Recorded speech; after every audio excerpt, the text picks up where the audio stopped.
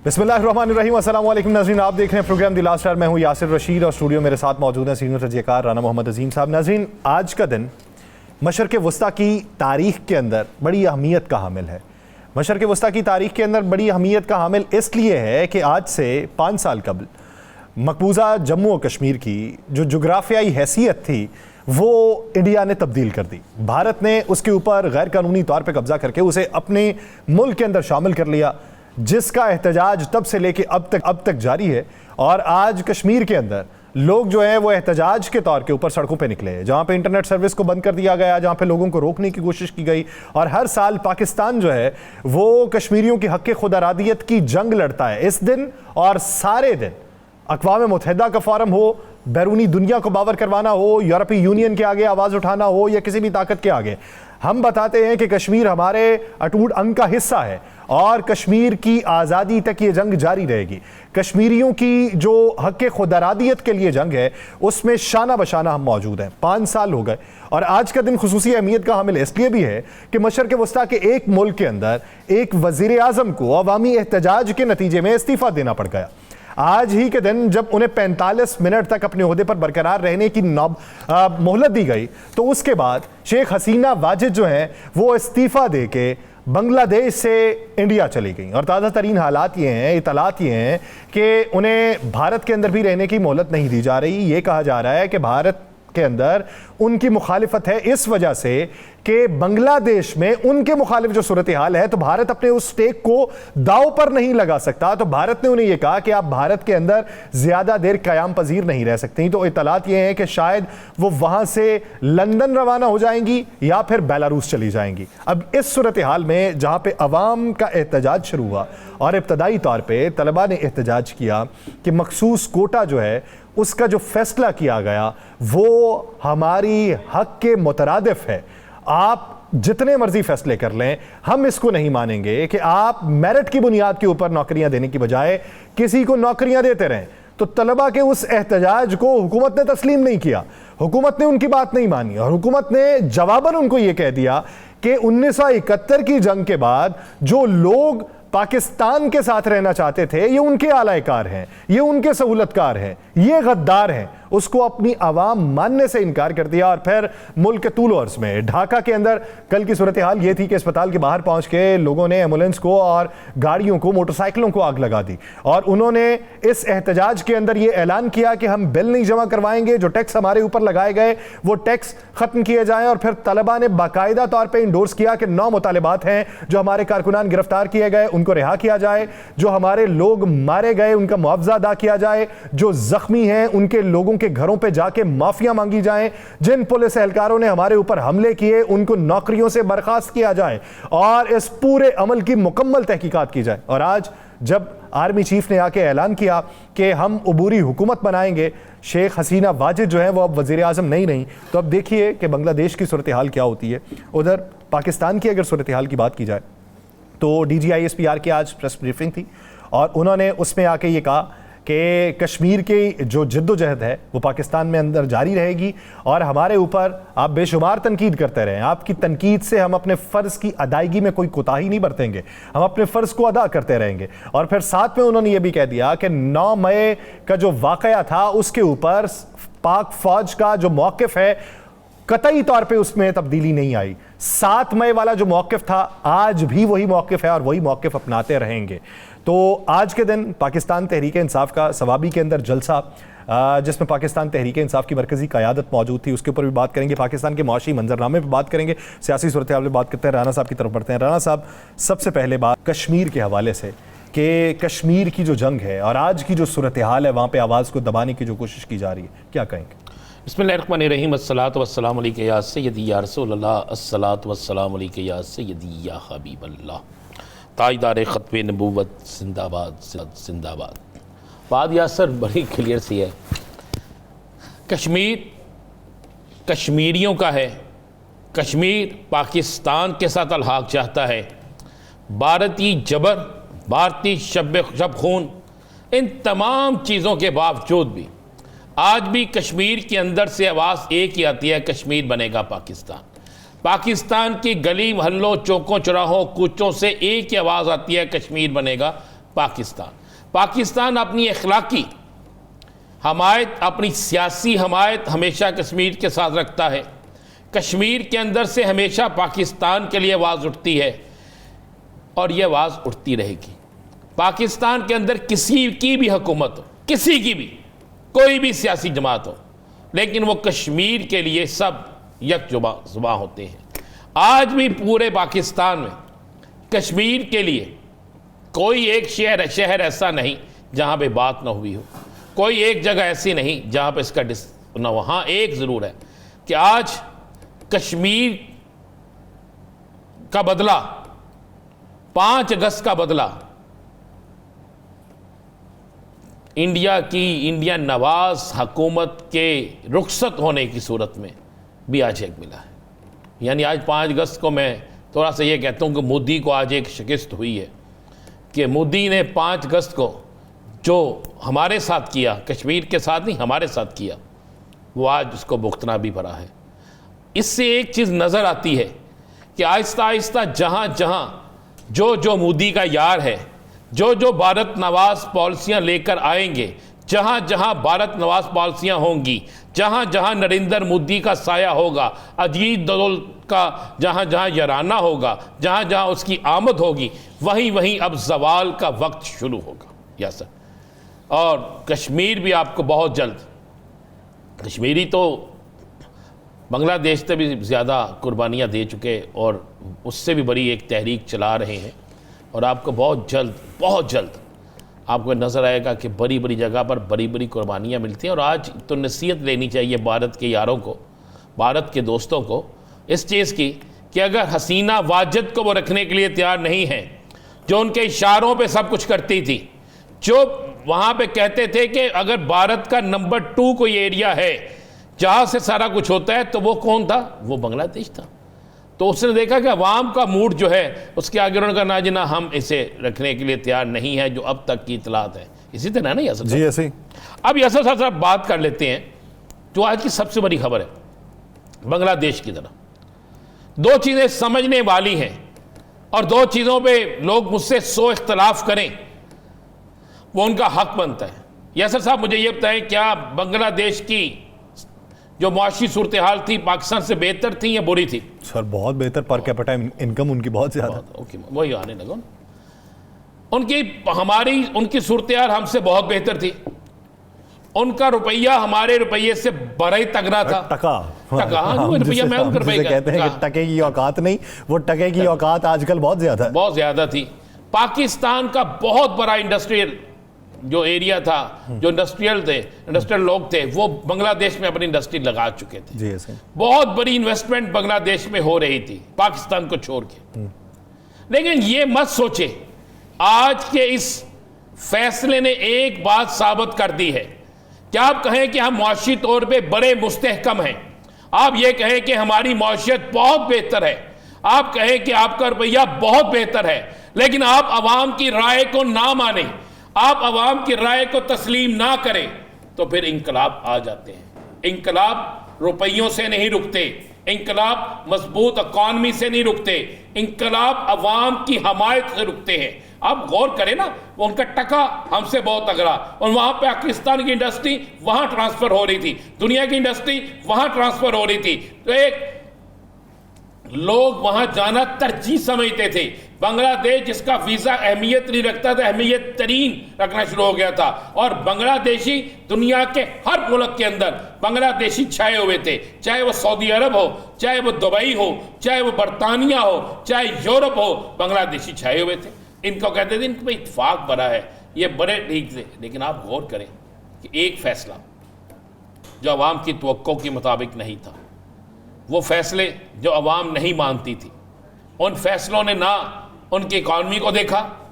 17 से 18 करोड़, यासर साहब 17 से 18 करोड़ का ये मुल्क है बांग्लादेश। मुल्क तो मेरा था लेकिन टूट गया।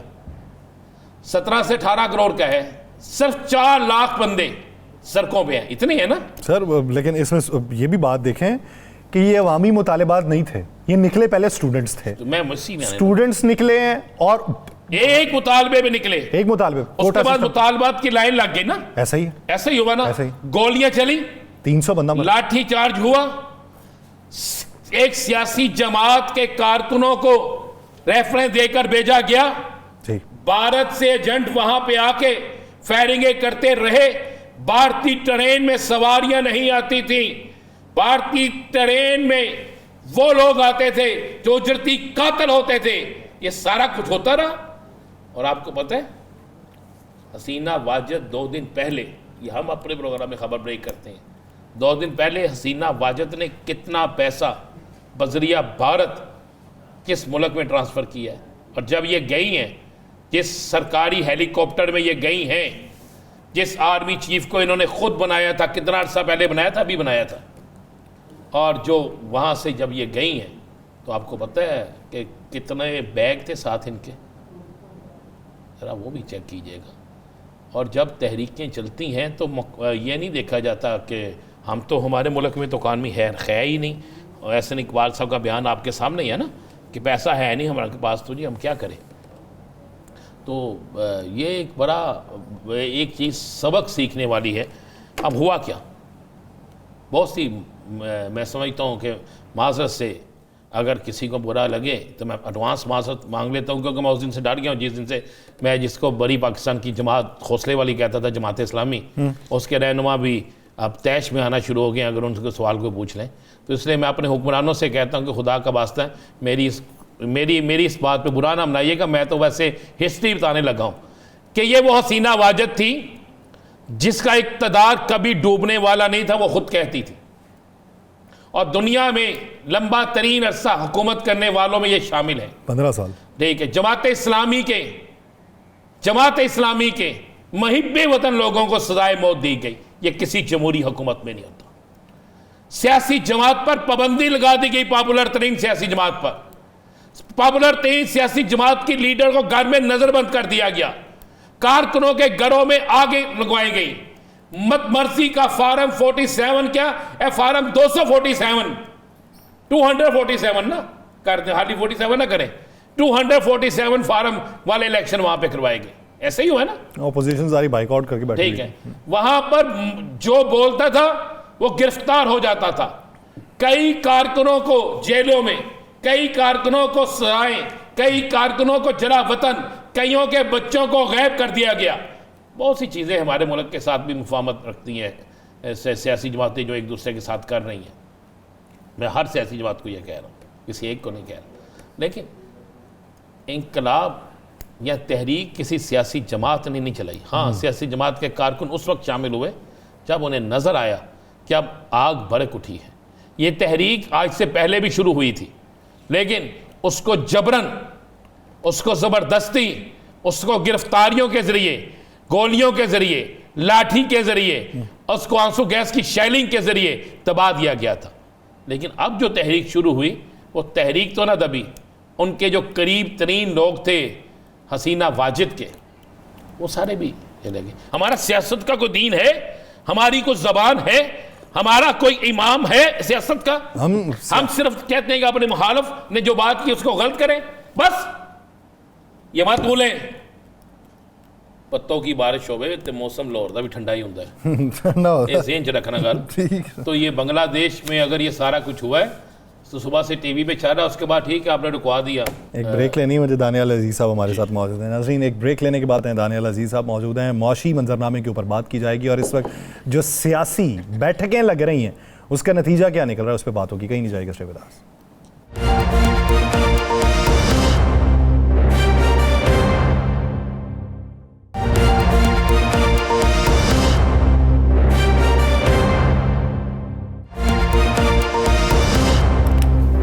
ब्रेक के बाद खुशामदीद नाज़रीन। पाकिस्तान के माशी मसाइल, 10 निकाती एजेंडा जमात इस्लामी का, पाकिस्तान तहरीक इंसाफ का एक अपना एजेंडा, जमीयत उलमा इस्लाम फे का भी अपना एजेंडा, सड़कों के ऊपर आप आवाम को रोता हुआ देखें तो उनका अपना एजेंडा, हुकूमत का अपना एजेंडा। किसी का एजेंडा किसी के साथ मैच नहीं कर रहा। तो हमें वो कौन से निकात हैं कि जिसके ऊपर बैठ के बात करनी है, जिसके ऊपर बैठ के बात करके मुस्तकबिल की हिकमत अमली को तय करना है, ये केओस, ये टर्मोइल, ये नफसा नफसी का माहौल, ये सियासी अदम एतमाद जो एक दूसरे के ऊपर है, जिसका असर मुआशी मंजरनामे के ऊपर पड़ रहा है कि हमारे हमसाया मुल्क जो हैं वो तरक्की करते चले जाएं और हम जवाल पजीरी की तरफ गामजन रहें, तो ये कुलिया किसका है कि जवाल पजीरी ही हमारा सिर्फ मुकद्दर हो? हमने तो ऐसे ममालिक भी देखे कि जिनके ऊपर कर्जों का बोझ हमसे ज्यादा था, लेकिन वो अपने पांव पे खड़ा होने में कामयाब हो गए। और हम अभी तक मुतजलजल क्यों हैं? हमारी अभी तक टांगें जो हैं वो साकित क्यों नहीं रह पा रही? या फिर अगर हम चलने की कोशिश करते हैं तो कदम क्यों नहीं उठाए जाते और हम माजी की तरफ क्यों गामजन हैं? इसी बारे में बात करेंगे। पाकिस्तान के सीनियर सियासतदान दानियाल अजीज साहब ने हमें ज्वाइन किया है। दानियाल अजीज साहब, बहुत शुक्रिया आपके वक्त का। सर, अगर देखें हुकूमत के अपने इशारे, पहले कहते हैं, कोई कहता है आके कि ये मुल्क कभी डिफॉल्ट कर ही नहीं सकता, हमारी स्टॉक एक्सचेंज देख लें, हम तरक्की की तरफ गामजन है। एक वजीर साहब आके ये कह देते हैं कि हमारे पास है ही कुछ नहीं, टैक्सेस की भरमार है, कौमी खजाना खाली है। ये कौन सा कॉम्बिनेशन है जो हमारी समझ में नहीं आ रहा? जी, ये मुझे भी थोड़ी हैरानगी हुई है ये बात सुन के, क्योंकि ये तो हमेशा जो है कोई ऐसी अच्छी नवीद देने की कोशिश करते हैं जिसमें गुडी टू शूज लगे। लेकिन ये मशहूर थे जिनका नाम हसन इकबाल है जमात में, LBDN मुखफ़फ़ है लुक बिजी डू नथिंग। इनके पास सेमिनार होते हैं, इनकी आनिया जानियां देखें। पहले इन्होंने 2010 का प्रोग्राम दिया, उसमें सिर्फ एक लफ्ज नहीं था, वो था बिजली का। बाकी हर अच्छी चीज दुनिया की उन्होंने डाल दी उसमें। तो जब 2010 आया तो यहाँ पर पाकिस्तान में 18 घंटे लोड शेडिंग है, बाकी तमाम चीजों को तबाह कर दिया सिर्फ एक बिजली ने, जिसका जिक्र ही नहीं था। तो पूछने का सवाल ये बनता है कि बाकी जो हदफ था 2010 प्रोग्राम का, क्या वो सारा पूरा हो गया है कि आपने नई ट्रक की बत्ती बना दी और हमें कह दिया कि जी अब हम 2025 के पीछे लग गए? और क्या अभी 2025 सर पे आ गया है? उसका हदफ पूरे हो गए सारे कि आप कह रहे हैं कि मेरे सेक्रेटरी के साथ लड़ाई ये है कि मैंने 2035 का प्रोग्राम देना है? और अब और तो और हमने सुना है कि जी वो कह रहे हैं कि नहीं अब 2035 भी छोड़े, इतना तकल्लफ क्या करना है, अब 2047 की बात करें, 100 साल तकरीब होगी पाकिस्तान की। तो उस वक्त माशाल्लाह ये शायद 80-90 साल के होंगे, 88-90 साल के होंगे। तो मेरा मतलब है कि ये इस वक्त पाकिस्तान में आग लगी हुई है, महंगाई की आग लगी हुई है, बेरोजगारी की आग लगी हुई है, बिजली के बिलों की आग लगी हुई है, आगे सर्दियां आ रही हैं, गैस के बिलों की आग लगी हुई है, किल्लत ही किल्लत है, तमाम चीज अफरा तफरी का शिकार हुई है। और ये साहिबान बस सुमन उकमन बुकमन बैठ के हमें बता रहे हैं कि जी 2047 में आपको जवाब देंगे। ये कैसा मतलब, ये इसी तरह ये जमातें और ये महकमे और ये हुकूमत जो है ना वो तबाह होती है। वो एक बड़ी फेमस कहावत है अंग्रेजी की कि we never plan to fail, we fail to plan. तो rules of business government of Pakistan के तहत जो आपकी प्लानिंग कमीशन है वो जिम्मेदार है इकोनॉमिक कोऑर्डिनेशन और इकोनॉमिक पॉलिसी की। ये दो चीजें मेन है इसकी। तमाम इकोनॉमिक ग्रुप जो है गवर्नमेंट ऑफ पाकिस्तान का वो प्लानिंग कमीशन में हाउस्ड है, उनकी पेरेंट डिपार्टमेंट प्लानिंग कमीशन है, क्योंकि इन्होंने बताना है। और हम सुन रहे हैं कि जनाब कंसल्टेंट्स आ रहे हैं, कभी हमें पता चलता है कि जी IMF आ रही है, कभी पता चलता है कि जी मैकेंजी आ रही है, कभी कुछ। इनका प्लान किधर है? ये महंगे किसने बैठे हुए हैं सारे? दानियाल साहब, क्या पाकिस्तान में खुशहाली भी आ रही है कि ये सारियां आनियां जानियां किसी और चीज दी हैं? ये इनके होते हुए तो सिर्फ आनियां जानियां। और मेरे ख्याल में फाइनली जब मुझे शोकाज नोटिस इशू हुआ कि जी आपने ये जो इल्जामात लगाए हैं या अनसब्सटैंशिएटेड थे या गलत थे, तो मेरे जैसा तो इंतजार करता है कि मेरी बात को कोई गलत कहे तो सही, तो फिर मैं सारे सबूत लेके सर में मारूं।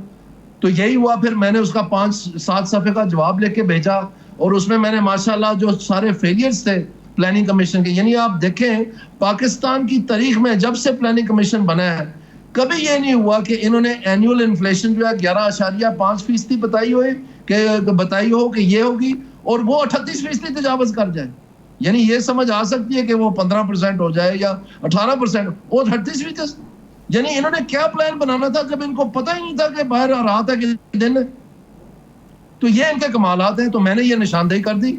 और वो जो दूसरी है अपना मरियम औरंगजेब, जिसने इसका अवाम तक प्रचार करना था कि ये महंगाई जो है ये की किसने है, इन्होंने रिपोर्ट बनानी थी कोई वाइट पेपर के ये महंगाई की किसने है, वो सारे का सारा तोक जो है अभी तक जो है इनके पास। अभी तो वक्त मिल गया कि डार साहब ने अपनी करामात दे दी, मिफ्ता इस्माइल साहब ने अपनी तबाही का बाजार गर्म कर लिया, तो वो सारा कुछ अब इनका भी हिस्सा डल गया। लेकिन मैं तो कहता हूँ जी ये ऐसे खामखा उनको हवा बनाया हुआ है, जो वो थे ही नहीं उनको बना दिया है। इसको रिहा करें।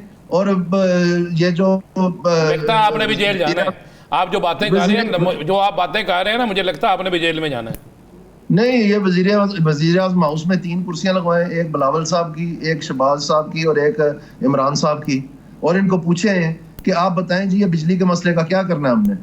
आप सितम ज़रीफ़ी देखें कि पूरी पीडीएम की गवर्नमेंट चली, इमरान खान की गवर्नमेंट चली, ये पिछले 4 बरस से वर्ल्ड बैंक का प्रोग्राम चल रहा है एफबीआर में रिफॉर्म का, और इन्होंने आके मैकेंजी रख लिया कंसल्टेंट, और पता किस वक्त चला इनको कि वर्ल्ड बैंक का प्रोग्राम $400 मिलियन का, 2-4 मिलियन डॉलर का नहीं, $400 मिलियन का प्रोग्राम चल रहा था एफबीआर को दुरुस्त करने का। और जब इनके लाडले जो हैं वो महंगे दामों इन्होंने रखे कंसल्टेंट, वो जब वहां पहुंचे तो उन्होंने पहुंचा कि हम तो पहले ही बैठे हुए हैं, आप किधर आ गए। और फिर जाके इनको पता, यानी पूरी पीडीएम की गवर्नमेंट गुजर गई। उस वक्त भी एफबीआर में यही आग लगी हुई थी, उस वक्त भी यही खसारे आ रहे थे, यही इन्फ्लेशन थी, और एफबीआर ही इसका हल है। तो इनको पता ही नहीं। मैं तो शौक होकर रह गया कि जो चीज आप बार बार टेलीविजन पे बता रहे हैं हमें कि मैं अब खुद निगरानी करूंगा। एक तो खुद इन्होंने पता नहीं किस किस की निगरानी करनी है, मैं खुद निगरानी करूं, और खुद तो आप निगरानी कर रहे हैं, आपको ये नहीं पता कि 2 दफा वजीर आजम रह चुके हैं। एफबीआर एक, आप खुद मान रहे हैं ये बात कि अगर पाकिस्तान का एफबीआर का मसला ठीक नहीं हो तो पाकिस्तान डूब जाएगा, तौबा नौज़ बिल्लाह। तो आप देखें कि उसके बारे में आपको ये नहीं पता कि वहां पर हो क्या रहा है। दानियाल अजीज साहब, ये जो चेयरमैन एफबीआर थे जिन्होंने अपना इस्तीफा भेजा, ये पीडीएम की हुकूमत में किसके कहने पे लगाए गए? मुझे नहीं पता, बट द पॉइंट इज आप just look at the incompetence, sheer incompetence, कि you don't even know head from your toe कि व्हाट्स गोइंग ऑन। और आप कहते हैं कि जी आपने ये 13 ट्रिलियन जो है कलेक्ट कर लेना, वो वही कहां से कलेक्ट करना है। इसीलिए तो सैलिड क्लास की आपने चमड़ी उतार दी है, आपको तो पता ही नहीं आप क्या कर रहे हैं, अंधेरे में आप टकरे मार रहे हैं। अच्छा दानियाल साहब, 52 कंपनियां ऐसी हैं आईपीबीएस की जो हुकूमती इदारों की हैं, तकरीबन 22 से ज़्यादा कंपनियां हैं जो पाकिस्तान के उन लोगों की हैं जो सियासी जमातों को बहुत सपोर्ट करते हैं। चले छोड़ दें पाकिस्तान से बाहर की जो कंपनियां हैं, जो हुकूमती इदारों की कंपनियां हैं, मुख्तलिफ 52 कंपनियां हैं, मैंने वो लिस्ट सारी मेरे पास है। क्या हम उनके साथ बात कर सकते? क्या उनको मना नहीं सकते? क्या उनको दबाव में नहीं ला सकते? इसमें जी जो सबसे इम्पोर्टेंट बात है वो ये है कि 2020 में ये एक कमेटी बनी थी जिसके ये मोहम्मद अली साहब जो अभी ताज़ा लगे हैं दोबारा से special assistant to prime minister power sector पे, और इनकी निगरानी में एक रिव्यू हुआ था आईपीपीस का, और उसमें यह फैसला हुआ था टीओआर टर्म्स ऑफ रेफरेंस में कि इनका फोरेंसिक ऑडिट होगा। तो बजाय उस अदारे को जिसका काम ही ये है सुबह से लेकर शाम तक, जिसका नाम नेपरा है, कि वो इनका देखभाल करे कि इनकी जो एनर्जी है, इनका जो मुख्तलिफ किस्म के नाप तोल है, जो पूरा सेक्टर है जिसमें ट्रांसमिशन, जनरेशन और डिस्ट्रीब्यूशन तीनों आते हैं, और वो टेक्निकल एक्सपर्टीज के, मतलब पाकिस्तान में अगर कहीं टेक्निकल एक्सपर्टीज है तो वहां पर है, तो बजाय उनको लगाने के इन्होंने रिटायर्ड जज लगा दिए, और रिटायर्ड जज, और इस तरह से फोरेंसिक ऑडिट हुआ ही नहीं। और उसकी ना होने की वजह से, उसकी मीन में ना निकलने की वजह से जो ये सारा रीनेगोशिएशन हुई आईपीपीस की, वो धरी की धरी रहेगी। और 20 साल के बाद इन्होंने कहा कि जी हमें इतना फायदा होना है। तो उसमें जो सबसे इंपॉर्टेंट जो रिकमेंडेशंस हैं 2020 की, वो क्या है? वो 2 हैं। एक ये है कि ये जो बिजली चोरी हो रही है, इसको अगर हमने बंद ना किया तो कोई फायदा नहीं, हम ये ठीक नहीं कर सकते। और दूसरी है कि जो एसईजीज थी, जो इकोनॉमिक जोन सीपेक के तहत बननी थी, उनको जल्दी ऑनलाइन जाए, क्योंकि जो एस्टिमेट्स हैं पावर के वो उसमें शामिल है जो आपने जाके कॉन्ट्रैक्ट कर लिया। अब वो एसईसीज लगनी थी 2019 में, अब 2025 आ रहा है तकरीबन 2-3 महीने के बाद, और वो एक भी नहीं लगी। तो वो बिजली तो नहीं ड्रॉ कर रहे। देखें, समझने की बात यह है कि जो इंडस्ट्रियल सेक्टर है वो सर्दियों में भी उतनी बिजली इस्तेमाल करता है, गर्मियों में भी उतनी, तकरीबन उतनी इस्तेमाल करता है, जबकि रेजिडेंशियल सेक्टर जो है वो सर्दियों में बिल्कुल मध्यम हो जाता है। उसके मध्यम होने की वजह से जो है ना कैपेसिटी चार्जेस बढ़ जाती हैं, वो फिर सारा साल में देनी पड़ती हैं। तो इसलिए जो बैलेंसिंग फैक्टर है वो इंडस्ट्रियल डिमांड है। तो इंडस्ट्रियल डिमांड कहाँ से आनी? वो एसईजीज थे, तो उसके लिए इन्होंने कॉन्ट्रैक्ट भी ज्यादा कर लिया। तो अगर 14-15 एसईजीज लगनी है, एक 1000 मेगावाट उन्होंने, मतलब अगर कंज्यूम करना है फर्ज करें, तो उसमें 14-15 हज़ार मेगावाट तो ये है। तो आपकी जो सारी रिजर्व है जिसकी आप कैपेसिटी पेमेंट देनी है वो तो इस्तेमाल में आ जानी थी। और इसी तरह जो आपके डिस्कोज हैं जहां पर आप कह रहे हैं कि चोरी हो रही है और आप नहीं रोक सकते और इसलिए आपने लोड शेडिंग कर दी है, अगर आप कल को उनको सारी पावर देनी शुरू कर दें, यानी आप ये गवर्नेंस का इशू हल कर लेते हैं, चोरी का इस मामले को निपटा लेते हैं, तो फिर ये कैपेसिटी पेमेंट तो खत्म हो जाएगी। अच्छा, उसके लिए मजे की बात यह, मोहम्मद अली साहब के पास कोई नया आइडिया नहीं है। वो कहते हैं जी एडमिनिस्ट्रेटिव मेजर्स के तहत ये करें। एडमिनिस्ट्रेटिव मेजर्स तो सितंबर से लेके ये फिर सितंबर आ गया, 590 अरब में से आप कुछ भी नहीं इकट्ठा कर सके, डेंट भी नहीं डाला उसमें, तो फिर इनके पास नई बात क्या है? असल बात तो ये है, ये हमें बताएं, वजीर आज़म साहब एड्रेस टू द नेशन करें, ये बताएं कि जी ये 4-5 चीजें हैं और इसमें पहले हमने ये कोशिश की थी, वो फेल हो गई है और अब हम ये कर रहे हैं और अच्छा, अब 10 महीने में 6 महीने में हम आपको सर निकाल देंगे। एक आखिरी सवाल सर, ये बताइएगा, एक इसके बाद मुझे भी करना ठीक, दानियाल साहब, पीपल्स पार्टी का इस हुकूमत में किरदार क्या है और नवाज शरीफ साहब की खामोशी की वजह क्या है? पीपल्स पार्टी तो जैसे एक पहले दिन से एक ताक में बैठी हुई है कि जैसे ही हालात पैदा हुए तो हम छुरा कौंपें और बिलावल साहब को वजीर आजम बनाएं, और वो उसकी पहली किश्त आपने देख लिया अभी, जो बुखारी साहब ने बयान दे दिया है कि जी अगर आप नहीं है तो आप फ्रेश इलेक्शन करवाएं, अगर आप महसूस करते हैं कि स्टेबिलिटी नहीं है तो ये तो इस ताक में बैठे, अभी इजाजत नहीं मिल रही। पहले कोशिश कर चुके हैं पीटीआई के साथ मिलकर हुकूमत बनाने की, इनके पुराने हरीफ नून लीग ही हैं। और नवाज शरीफ का पूछा है इन्होंने कि नवाज शरीफ की खामोशी, नवाज शरीफ क्या, सॉरी, नवाज शरीफ की खामोशी पूछा है यासिर साहब ने कि नवाज शरीफ खामोश क्यों है? वो तो पता नहीं, अजीब खबरें चल रही हैं कि शायद उन्होंने इस्तीफा दे दिया, नहीं दिया, कोई पता नहीं, फेक न्यूज है ये क्या है। बारह कोई कह रहा है कि जी वो बाहर जा रहे हैं, कोई कह रहा है उनकी तबीयत खराब है, कोई कह रहा है, मतलब 100 बातें सुनने में आ रही है। अब वो बोले कुछ तो पता चले ना जी कि क्या सूरत हाल है, वो खुद तो इसको क्लैरिफाई करना चाहिए।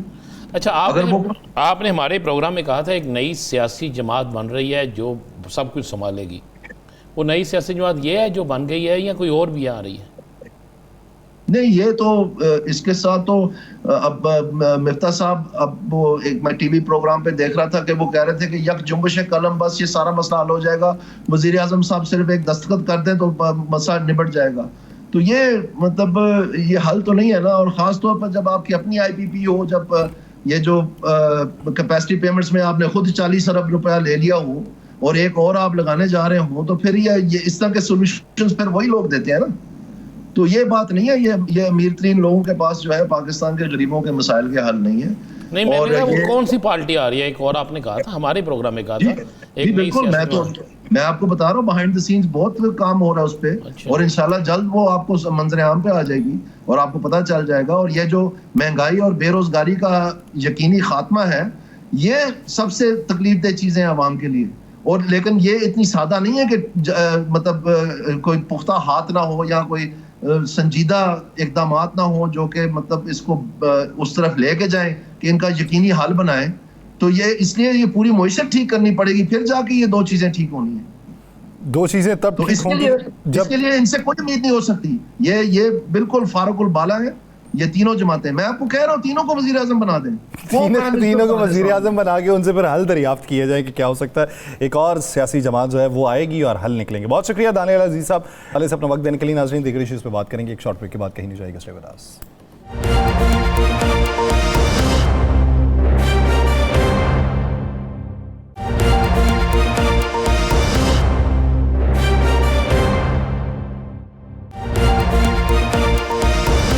ब्रेक के बाद खुशामदीद नाज़रीन, फिर खित्ते की बात करते हैं। इस वक्त खित्ते की जो बदलती सूरत हाल है, क्या ये सूरत हाल किसी और को भी लपेट में लेगी? और बिलखुसूस बात ये कि आवाम का जहन क्या है कि जब मुल्क तरक्की भी कर रहा हो, मुल्क की मईशत भी ठीक हो, आवाम खुशहाली भी देख रहे हों और रफ्ता बरफ्ता आपकी मईशत जो है वो बेहतरी की तरफ गामजन हो, उसके ऊपर ख़तरे के बादल न मंडला रहे हों, लेकिन फिर भी जो हुकूमती रवैया है उससे खाइफ होकर अवाम जो सड़कों पे निकलते हैं, तो इसके पीछे बुनियादी वजूहात क्या हैं, वो नज़रियात क्या हैं, इसी बारे में बात करेंगे। हमें ज्वाइन किया है साबिक सफ़ीर रहे बुरहानुल इस्लाम साहब।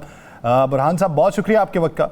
बुरहानुल इस्लाम साहब, इस वक्त जो तब्दीली हुकूमत है कि जिस पे अभी हमें ये नहीं पता कि अबूरी हुकूमत कौन सी आएगी, सेटअप में कौन कौन से लोग शामिल होंगे, क्या वो एक हाइब्रिड सिस्टम होगा या फिर उसमें तमाम सियासी लोग ही होंगे, आप क्या समझते हैं? नेचर जो आपने उनकी देखी अभी तक 15 साल का दौरे हुकूमत शेख हसीना वाजिद का, उसके चले जाने के पीछे बुनियादी वजह क्या देखता है?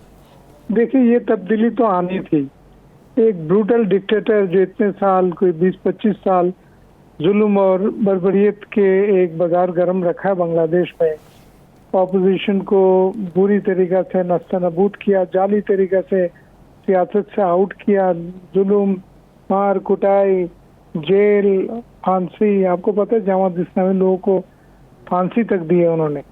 ये करके सियासी पार्टीज को, ऑपोजिशन को ख़त्म किया और रूथलेस परपेट्रेशन ऑफ डिक्टेटोरियल रूल हमने देखा है। लेकिन हर चीज़ के ख़त्मा उरूज के साथ जवाल मस्ट है। गलतियाँ आप करेंगे तो फिर बुरी तरीके से बाहर निकलेंगे। ऑपोजिशन तो वहाँ खामोश रहे, इतने अरसा कुछ कर नहीं सके, अंदर अंदर लड़ाई अपनी तरफ से करते रहे। लेकिन इलेक्शन में उनको किसी जाली इलेक्शन करवाते हैं, उन्होंने पार्टिसिपेट नहीं किया लास्ट 2 इलेक्शंस।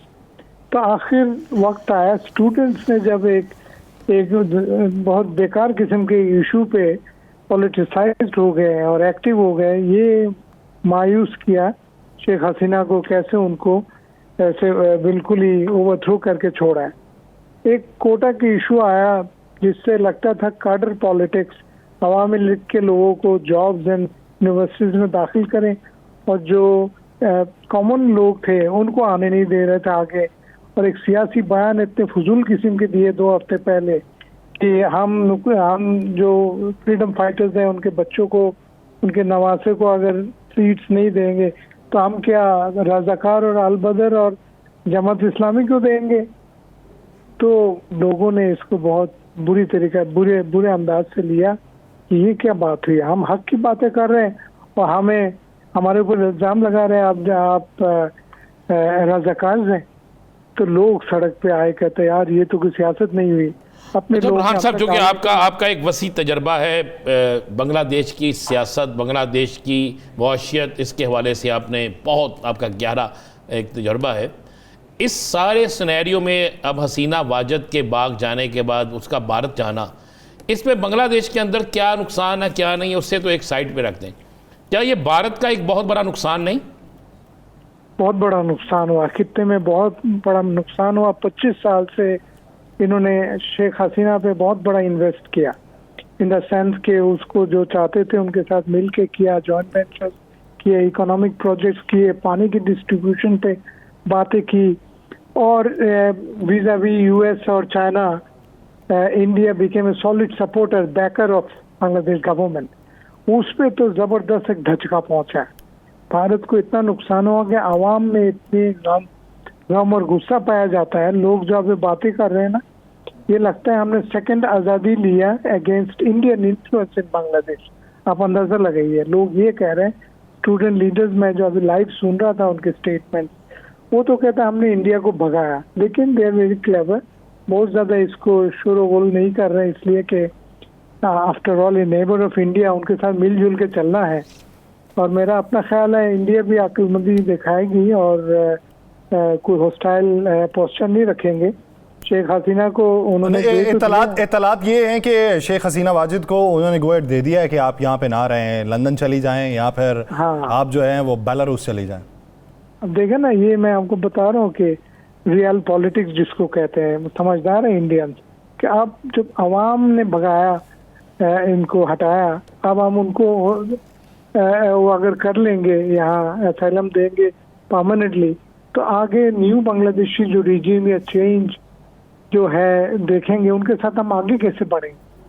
तो उनके साथ खास आवामी लीग के साथ ये टोटल डिस्कनेक्ट हो जाएगी उनकी, not it will not take that long. मैं समझता हूँ कि अक्लमंदी होगी इंडिया की तरफ से। और एक मजे की बात आपको बताऊँ, ये एंटी इंडिया जो फीलिंग अभी चल रही थी, और उसके बेनिफिट पाकिस्तान को इनडायरेक्टली होगा। पाकिस्तानी डिप्लोमेसी केयरफुली अभी हैंडल करना होगा। उनके आवाम में सॉफ्ट एक क्या कहते हैं फीलिंग है पाकिस्तान के लिए। आपको पता है तारीखी तौर पे एक 50% लोगों के एक सेंटिमेंट्स पॉजिटिव है टुवर्ड्स पाकिस्तान। तो दबा रहा है इतना अर्सा, अब थोड़े से ऊपर चीज़ें आएंगी। पाकिस्तान को एक पाए की और ज़बरदस्त डिप्लोमेसी करके उसका फ़ायदा लेते हुए अच्छे रिलेशनशिप बनाना चाहिए। और इंडिया तो शेख हसीना ने सारे पॉलिटिक्स किए हैं पाकिस्तान को डिमोनाइज करके। इसको हमने अब न्यूट्रलाइज करना है। अच्छा बुरहान साहब, एक चीज़ बताइएगा, क्या तब्दीली आएगी नज़रियात में हुकूमती सतह के ऊपर? क्योंकि बांग्लादेश के सदर ने अभी ये इत्तलात दिए हैं कि जेल में जो कैद थी साबिक वज़ीर आज़म खालिदा ज़िया, उनकी रिहाई का हुक्म जारी किया और खालिदा ज़िया ने अवाम के नाम पैगाम ये भेजा है कि आप पुरअमन रहें। क्या जो ड्रास्टिक चेंज है वो आप देख रहे हैं बांग्लादेश में? बिल्कुल बिल्कुल, ये सब चेंज हो जाएंगे। जो ये पुराने जो लोगों को जेल में रखा हुआ था या जो लाइफ इम्प्रिजनमेंट के अलावा जो जमात इस्लामिक लोगों को तो फांसी दी, उसका तो कुछ नहीं हो सकता है। लेकिन आई थिंक टोटल के जिसको कहते हैं यू टर्न सॉलिड होंगे पॉलिसीज में, जिसमें एक इंक्लूसिव पॉलिटिक्स करना चाहते हैं। मैंने अभी बांग्लादेश नेशनलिस्ट पार्टी के सेक्रेटरी जनरल को सुन रहा था कि हमने प्रेसिडेंट से मुलाकात की, उसने भी हमने रिक्वेस्ट की जो प्रिजनर्स हैं उनको छोड़ें, ये जो इनके खिलाफ जो जाली जो क्या कहते हैं मुकदमात हैं उनको ख़त्म करें, सो दैट सबको मौका दे, इलेक्शन हो, जल्दी से जल्दी इलेक्शन की डेट अनाउंस करें soon after the interim setup has been established. और इंटरिम में भी मैं आपको बताऊं कि स्टूडेंट्स कह रहे हैं कि हमारे से भी हो, हम हर किसी को एक्सेप्ट नहीं करेंगे, हमारे लोग सड़क पे रहे, 5 लाख लोग ढाका में बैठेंगे जब तक ये चीज़ें तय ना हो जाए। ये एक ज़बरदस्त सियासत हो गई, अवामी सियासत, और बांग्लादेश के लोगों ने साबित कर दिया वो पॉलिटिकल कॉन्शियस रखते हैं, सोच रखते हैं, और आपको क्या कहते हैं कौमी इश्यूज पे अपने व्यूज़ रखते हैं। बड़ा ज़बरदस्त तरीके से 25 साल के रिप्रेशन के बावजूद लोग खड़े हो गए।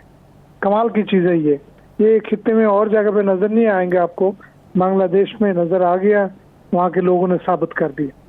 वहाँ के लोगों ने ये साबित किया, स्टूडेंट्स उठे और बगैर किसी सियासी जमात की सरबराही के सड़कों पे आए और लोगों को अपने साथ में ला लिया। और अब देखिए कि बांग्लादेश में क्या सूरत हाल तब्दील होती है। बहुत शुक्रिया बुरहानुल इस्लाम साले से अपना वक्त देने के लिए। राना साहब, क्या समझते हैं जो खबरें मंजर आम पे आ रही हैं, शेख हसीना वाजिद के बेटे ने ये कहा कि वो इतवार को ही ये सोच रही थी कि एक अक़लियती गिरोह ने उठ के उन पर अदम एतमाद कर दिया है, तो वो उस वक्त से परेशान थी, वो इस्तीफ़ा देने को सोच रही थी।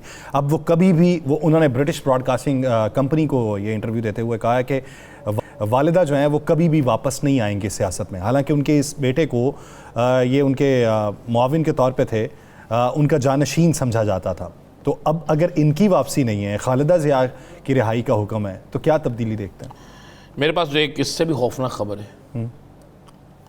आज जो हसीना वाजिद से मुलाकात हुई, इसके हवाले से ज़रा आप अगर इंटरनेशनल मीडिया सारा उठा के देखें, और मैंने काफ़ी तज्ज़ियाकार जो सुने हैं, उनमें से है कि आज हसीना वाजिद को ये कहा गया है कि हम, ये भारत की तरफ से, कि हम जो हैं बिल्कुल आपके साथ हैं, आप फ़िलहाल आपको यहाँ रहना है या कहीं भेजना है, उसमें भारत आपकी मुकम्मल सपोर्ट करेगा और आपकी जमात की भी मुकम्मल सपोर्ट करेंगे, लेकिन आपको कुछ अरसे के लिए हम बज़ाहिर किसी और के साथ होंगे ताकि हम अपने लोगों को मजबूत कर सकें, और जिनके साथ हम होंगे वहाँ पर उनको अपने साथ रखकर उन मकासद को हासिल करेंगे, लेकिन हम आपको कमज़ोर नहीं होने देंगे। और मैं आपको ये बता रहा हूँ कि बहुत जल्द आप देखेंगे, अगर भारत का, अगर ये डिपेंड करता है यासर पाकिस्तान की डिप्लोमेसी पे, पाकिस्तान के सफारती तल्लकात पे, पाकिस्तान इससे किस तरह फ़ायदा उठाता है। ये वाहद वक्त है, ये वाहद वक्त ऐसा है कि जो पाकिस्तान के अंदर भारत ने दहशत गर्दी की, पाकिस्तान के अंदर भारत ने जो दहशत गर्दों के लिए सहूलतकारी की, पाकिस्तान के अंदर भारत ने जो बाड़ी इन्वेस्टमेंट पाकिस्तान के ख़िलाफ़ की, सी पैक के ख़िलाफ़ की, मुख्तलिफ ग्रुपों को, गालिब ग्रुपों को सपोर्ट किया।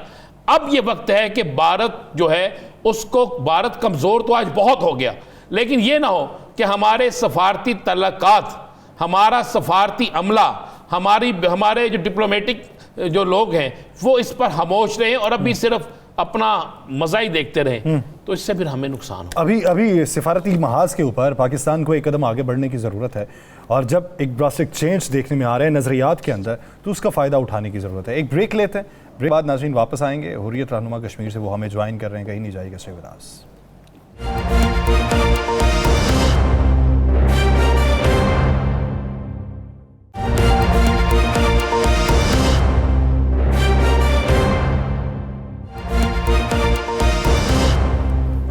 ब्रेक के बाद खुशामदीद नाज़रीन। कश्मीरी जो अपनी हक़ खुदरादियत के लिए लड़ते लड़ते कई जानें गंवा चुके हैं, जिनकी तादाद सैकड़ों में नहीं, हज़ारों में नहीं, अब लाखों में पहुंच चुकी, दहाइयाँ हैं। एक नई नस्ल जब परवान चढ़ रही होती है तो कश्मीरी माँ अपने बच्चे को ये बाकायदा तौर पे सबक देती है कि ये धरती भी तुम्हारी माँ है, इसकी हिफाजत भी तुमने करनी है। अपने हक़ खुदरादियत के लिए तुमने अपने खून के अंदर एक जज्बा रखना है, किसी के सामने सर नहीं झुकाना, और अगर निहत्थे भी हुए और सामने कोई हथियार थामे खड़ा है तो तुम्हारा जज्बा अगर उससे बुलंद है तो तुम उससे ज़्यादा हिम्मत, हौसले और जज्बे वाले हो। तुम्हारे हलकूम से निकले हुए नारे जो हैं वो उसकी गोली की आवाज़ को भी दबाने की सलाहियत रखते हैं। तुम्हारा आगे बढ़ना भी जो है वो उसके दिल के ऊपर हैबत को तारी कर सकता है। और अगर तुम इस धरती के ऊपर वारे गए तो याद रखना कि तुम्हारे नाम के ऊपर और भी लोग निकलेंगे।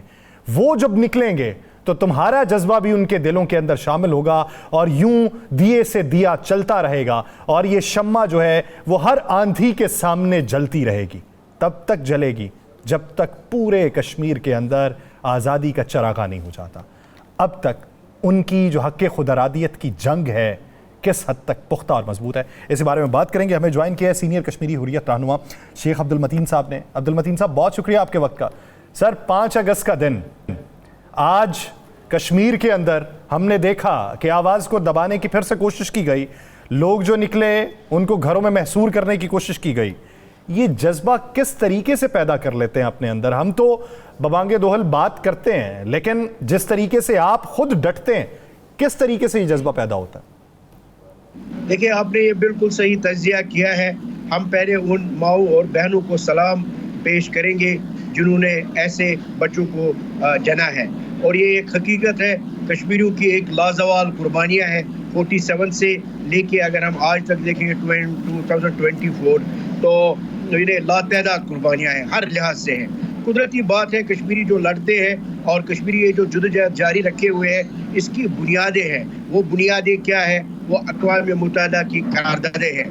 दूसरी तरफ जो भारत है उसकी हठधर्मी है, और उसने ये जो आजकल के दिन के हवाले से ये 370 और 35 आर्टिकल को एब्रोगेट किया, यानी उन्होंने अपनी आईनी दहशतगर्दी भी की है। कश्मीरियों की असल में जो आवाज़ है, कश्मीरियों की जो मंजिल है, वो है आज़ादी की, मुकम्मल आज़ादी भारत से। लेकिन भारत ने ये जो आर्टिकल्स ख़त्म किए हैं, इसके बाद जो उनने वहाँ पे इक़दाम उठाए हैं वो बड़े तशवीशनाक है। वो इक़दाम में से क्या है? एक ये है, वो बड़ी तादाद में और बड़ी तेज़ी के साथ कश्मीरियों के तनासुब को, आबादी के तनासुब को चेंज कर रहे हैं, यानी कश्मीरियों की डेमोग्राफी को बड़े पैमाने पे चेंज किया जा रहा है। इसीलिए हम देखते हैं कि 40 लाख से ज़्यादा गैर रियासती बाशिंदों को सर्टिफिकेट्स दिए गए हैं। न सिर्फ इतना, बल्कि हमारे जो रिसोर्सेज है उनसे हमें महरूम रखा जा रहा है। हमारा जो हमारा कल्चर है उसको मतलब हमला किया जा रहा है। हमारी जो आइडेंटिटी है उसको ख़त्म किया जा रहा है।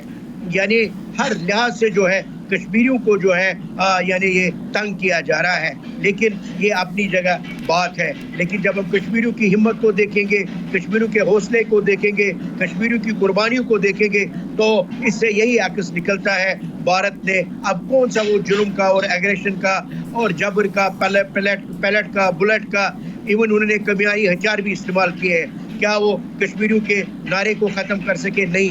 क्या वो कश्मीरियों के जज्बे को ख़त्म कर सके? नहीं। इसीलिए जो है, जो ये आज यौम इस्तिसाल मनाया जाता है पाकिस्तान की तरफ से, ममलिकत खुदादाद पाकिस्तान की तरफ से कश्मीरियों के साथ ये इज़हारी यकजहती की जा रही है, उसका पैगाम यही होता है कि कश्मीरियों, आप अलग नहीं है, बल्कि पाकिस्तान भी आपके साथ है।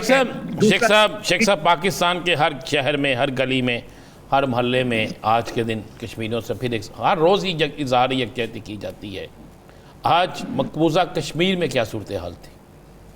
देखिए, मकबूजा कश्मीर की जो सूरत हाल इस वक्त भी है वो जू के तू है। यानी भारत ने जो दावा किया था 2019 से पहले, जब उनने ये एब्रोगेट किया ये आर्टिकल्स, उन्होंने कहा यहाँ प्रॉस्पेरिटी आएगी, यहाँ पे अमन आएगा, यहाँ पे डेवलपमेंट होगी। तो हमने देखा 5 साल हो गए, ना कोई डेवलपमेंट आई, ना कोई प्रॉस्पेरिटी आई, बल्कि यानी इजाफा हुआ है भारत के जो काबिज फौज है उनमें, और शातू में इजाफा हुआ है। तो अगर आपको मैं ये कहूँ कि मकबूजा कश्मीर की जो इस वक्त सूरत हाल है वो बड़े जेल की तरह है, गलत नहीं होगा, ओपन जेल की तरफ है। अगर मैं आपको कहूँ मकबूजा कश्मीर की सूरत हाल जो है वो लिविंग हेल की तरह है, गलत नहीं होगा। और हम देखते हैं कि हर लिहाज से जो है मकबूजा कश्मीर में पाबंदियाँ हैं, यानी अक़वाम मुत्तहिदा के चार्टर के मुताबिक और जो आर्टिकल्स हैं उन सब आर्टिकल्स को अगर हम देखेंगे जो प्रोटेक्शन देते हैं मैनकाइंड को, जंग के भी कुछ उसूल हैं, वो सब जो वायलेट हो रहे हैं। न सिर्फ इतना बल्कि अक़वाम मुत्तहिदा ह्यूमन राइट्स कमीशन की जो 2 मुफस्सिल रिपोर्ट आई है 2018 में 19 में, जिसमें कहा गया है कि इंसानी हकूक़ की पामालियाँ हो रही है, यानी होना क्या चाहिए था, भारत को रोकना चाहिए था, ऐसा नहीं हो रहा है। यानी वो इंसानी हकूक़ की पामालियाँ जो रिपोर्ट आई है उससे भी ज़्यादा इस वक्त हो रही है। इसलिए मकबूजा कश्मीर की जो इस वक्त सूरत हाल है वो जहन्नम से कमतर नहीं है। शेख साहब ये बताइए कि 5 साल में इन्होंने कितने हिंदू ख़ानदानों को वहाँ पर लाकर बसाया है और वहाँ से कितने कश्मीरी ऐसे हैं जो माइग्रेट कर गए मजबूरन इस वजह से कि वहाँ के हालात ठीक नहीं हो रहे? देखिए, जहाँ तक माइग्रेशन का ताल्लुक है, अगर हम गैर मुस्लिमों को भी देखेंगे जो वहाँ पहले माइग्रेट हुए हैं, उस वक्त भी हमें जगमोहन जो उस वक्त था गवर्नर, उसने एक मनसूबाबंद साजिश के तहत कत्लेआम उधर शुरू किया गया और मास लेवल पे हमारे जो पंडित जो है वो हमारे भाई है, कश्मीरी भाई है, वो वहाँ से चले गए हैं।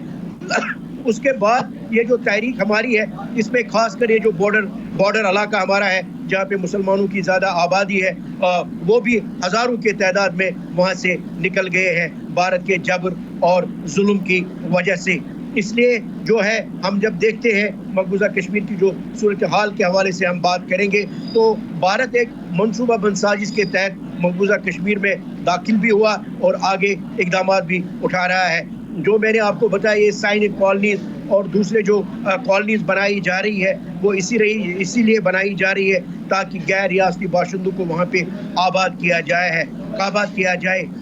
कश्मीरी जो पंडित है उनको पता है कि कश्मीरियों की हारमोनी क्या है, क्योंकि वो भी हमारा एक हिस्सा है। वो अब इन चालों को समझने लगे हैं। जो भी पंडित भाई वहाँ पे आते हैं वो हमारे साथ रहते हैं, बिल्कुल शेर और शक्कर की तरह होते हैं, लेकिन जो इनके लिए इन्होंने मखसूस कॉलोनियाँ बनाई है वहाँ पे ये गैर रियासी बाशिंदों को आबाद कर रहे हैं। सॉरी, मुझे लगता है आज आपकी तबीयत सेहत जांच नहीं दे रही। हाँ, खांसी थी। चलें जी, हम सब आपके साथ हैं और कश्मीर की आज़ादी के लिए पाकिस्तान का मीडिया, पाकिस्तान की आवाम सब आपके साथ रहेंगे जी। शुक्रिया शेख साहब, बहुत शुक्रिया इस हवाले से अपना वक्त देने के लिए। और किसी दिन वो सूरज अमनो आश्ती की किरणों को लेकर उतरेगा और कश्मीर के अंदर अमन होगा, वहाँ की जो बुलबुलें हैं जो नगमे गाएंगी वो दुनिया के अंदर पाकिस्तान का भी पैगाम पहुँचाएंगी कि हमने उनके साथ शाना बशाना खड़े होकर उनको भूला नहीं और वो हमारे साथ खड़े होने की चाह रखते रहे। राना साहब, आखिर में प्रोग्राम के आखिरी 3-4 मिनट हैं। पाकिस्तानी सियासत में उबाल जो नया आ रहा है क्या बनेगा? आज इब्तदा होगी या एक तहरीक की, अब आने वाले जो दिन होंगे ना पाकिस्तान की सियासत में, ये बड़े खौफनाक दिन होंगे। मैं आपको सिर्फ हुकूमत को बिजली की कीमतें कम करना पड़ेंगी, खाली बिजली की नहीं, टैक्सेस भी ख़त्म करना पड़ेंगे, बिजली की भी कीमतें कम करना पड़ेंगी, गैस की भी कीमतें कम करना पड़ेंगी, आवाम को नौकरियां भी देना पड़ेंगी। ये सारा कुछ हुकूमत को करना पड़ेगा। और अगर ये नहीं करते तो हुकूमत को सियासी तौर पर भी, अवामी तौर पर भी बड़ा सख्त रिएक्शन का सामना करना पड़ेगा। यहाँ से 2 चीज़ें आप ज़हन नशीन कर लें।